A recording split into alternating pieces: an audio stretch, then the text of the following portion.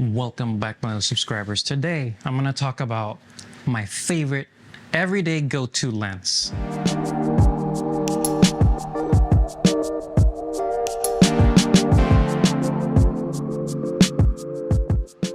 So, there's a lot of lenses in every photographer's arsenal, but there is one lens that I usually have gone to or have been attracted to over the years of being a photographer and videographer, and that is the 50 millimeter. Now, as lame as that sounds, because 50 millimeter is like one of those lenses that everyone starts with. It's one of those that usually would be in a kit, for example, in film photography. It's that nifty 50 idea, because the 50 can be so versatile and be good for everything. Now, when I started photography and I wasn't familiar with the differences between APS-C and full frame, I was like, yeah, I'll get the nifty 50. But again, APS-C has that crop factor. So the 50 was more like a 75. So I didn't really initially understand that 50 was the focal length for me because it wasn't behaving that way. Now, when I did transition to full frame, then by that point, I knew more about the focal lengths, about the crop factors, and I did see that I was drawn to use the 50. And there's a couple of reasons, and I just wanted to share those really quick. First, it is versatile. It's not too close, it's not too far. It's a good working distance. You can use it in a lot of different spaces, obviously not very, very tight ones, but in most situations, I have space to take a step back, move forward, and it's just easy use. The other one, 50, is very close to our natural focus of our natural vision focus. Although our vision isn't 50 millimeter, so to say, what you focus on at a time is about 50 millimeter focal length. That's why it's been so popular. It's actually closer to 40, 45, but 50 has always been that rounded up number, jumping from a 35 millimeter lens. Another reason is you can usually get this lens in a large aperture right out of the bat. A 1.8 will not disappoint you.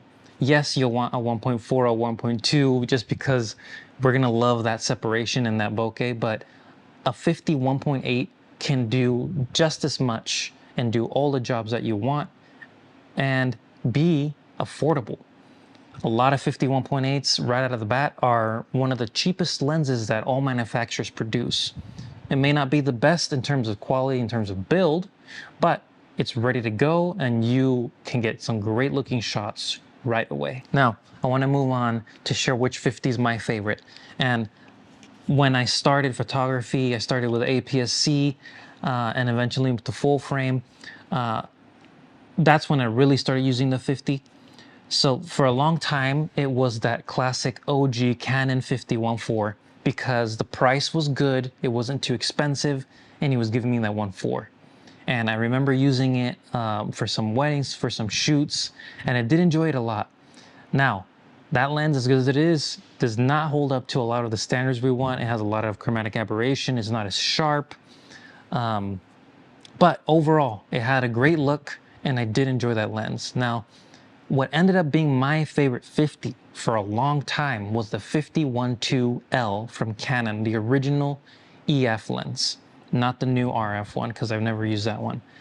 And I had the opportunity of saving up and getting that lens, adapting it to Sony cameras, using it on Canon cameras, buying it and selling it twice. Now, why did I do that? I think it's just because I was trying to figure out my style. I don't think I had yet accepted the reality that I did really like the 50 millimeter focal length. So I was constantly in this flipping mentality because I can only have a couple of lenses at a time since they are an investment. Now, I did end up with the 51.2 again recently, a few months ago, and I did use it for a long time, and it was definitely still one of my favorite lenses. I feel like it's a good balance. It's not as sharp. It does have chromatic aberrations, but it has a secret sauce of being having that character, having that vintage vibe in the images, very natural colors. It's just a great 50. So if you really love 50 millimeter lenses and you want a 1.2, but don't have enough to get one of those new RF ones or like the Sony GM that Canon version is just great. It adapts great. On Canon, I mean, it's almost native, but on Sony, I can say my experience was very good. It had great eye autofocus. It had great continuous autofocus. It didn't let me down, even though it was adapted, because our cameras have just advanced so much. Adapting that thing was a piece of cake, even at 1.2. My goal was to just have all native lenses on Sony as I was transitioning, and I had just kept to that one adapted lens because I loved it so much. But I was working my way to a Sony G Master 1.2. However, after seeing a lot of examples and reviews out there, as great as this lens is, it is a little bit too perfect with a lack of character, as they say, too clinical. And I did see that in a lot of those images. So I did have that doubt as I was saving for it. But then the 51.4 came out, G Master from Sony, and that is what I have in my hands today. Now, as soon as I saw this lens and I saw image samples, it reminded me of everything that I've ever loved about 50s. So going back to my original 50 experience, being more compact, being 1.4, and having the character and those great colors and quality you can trust and use anywhere. So I saw a couple reviews, saw sample images. There were a couple of photographers that compared it to the Leica Summilux 50mm, and I was sold. So I got my own. I've had it for several months now. This is now my favorite 50mm lens. Why is that? There's a couple of reasons. One, I like the size and the weight. It's about a pound. I think it's about 3 inches. It fits.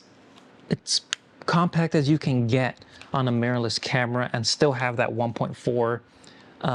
The other reason is it's weather sealed. I mean, it's reliable. It's a G Master. This thing's gonna serve me well for years, and I'm not gonna have to worry about using it in harsh weather, getting any dust in it, all those things. The next thing is the character and the image itself. Now, I've used a Leica Summicron 50 from the 80s. I think that is one of my other favorite 50mm, but comparing it to my experience with the Canon 1.2 and the 1.4, I've used the Sony Zeiss 51.4, which was really, really sharp, a little bit too much. The Sony Zeiss 55.1.8. This one definitely strikes the balance for me in terms of the size, the image, and the aperture that you're getting. So this doesn't really make me miss the 1.4 because it literally only is a couple of steps forward, closer to a subject to get a very similar depth of field. Because 1.2 and 1.4, very, very minimal. You can tell in some cases, but for the most part, if you get a little bit closer, you can make the 1.4 good enough, close enough to 1.2. Now, 1.4 at 50 is still just so versatile. I've shot my lens on all kinds of shoots. I did portraits, I did pet photography. I do it all the time for my cats. Car photography with my buddy Honda Panda. With the car photography, I just really, really enjoyed it because when it comes to car photography, one of the things I enjoy about it is seeing things with different eyes, focusing on the details, then focusing on the big picture. This lens has enabled me to capture the car as a whole in its environment, giving me decent separation because it's not, telephoto. But then when I get closer to the details, this thing can focus really close. And even when I'm not that close and I want to do a medium shot, I'm not struggling for the space. This is a lens that, in my opinion, helps the subject pop. Very similar to how you would use an 85, where the subject fills the frame. It's all about the subject. This is that one step back. You're still focusing on the subject, but you're also getting a little bit of the context, but it isn't distracting. And that's what I like a lot about a 50 versus when I use an 85. First of all, you need a lot more working space. And then second of all, it does eliminate a lot of the details in the environment, especially if you're shooting wide open. With the 50, I can shoot wide open and get the environment without it being distracting, and it still pops. And I love how this lens renders. I'll put several samples as I'm talking. Shooting video with it is a breeze. It's just a great all-rounder. So if you are really on the fence between getting a 1.2 or a 1.4 or even a 1.8, I highly recommend this one. I think the price is fair. As we move forward and time goes by, you will be able to get it used for a lot less than what it is right now. But it's just a no-brainer because it's so easy to carry and you can shoot anything, literally. Now, I'm always back and forth between this and a 35. I do have the 35 1.4 G Master, so I will do a review, or not a review, more of a comparison of when I would pick a 35 versus this 50. But for the most part, I always go for this 50. And for the reason of making my subject pop and still keeping the environment without being distracting. Whereas with a 35, it isn't my go-to right now because it won't make it pop as much. And I'm looking for that special, I'm looking for the compression, and I'm looking for that very close to 1.2 look of other lenses, or that like a Summalex that I've seen so many examples of when you compare the images. Now, the 35 is a great lens though. So if I was going to an event or a party and I don't really know how much space I'll have, the 35 1.4 makes images pop as well. And I love that lens, but this is still my go-to. I just love the 50.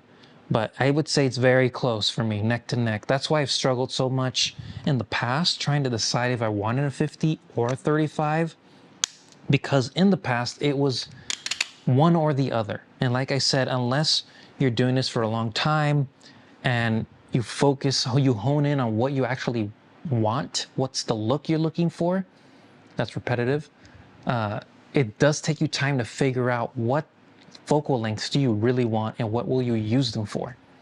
So the 50 has just ended up being that lens that I can just grab, shoot whatever is happening, unplanned, just on the go, and make those images pop. And I just love that look. I can do it with the 35. I'm not saying you can't, but I'm drawn by the 50. But we'll talk about the 35 in another video, and why I also love that lens so much, and why I have both 35 and 50. I wasn't able to pick one or the other, and over time and use, I've just ended up with both.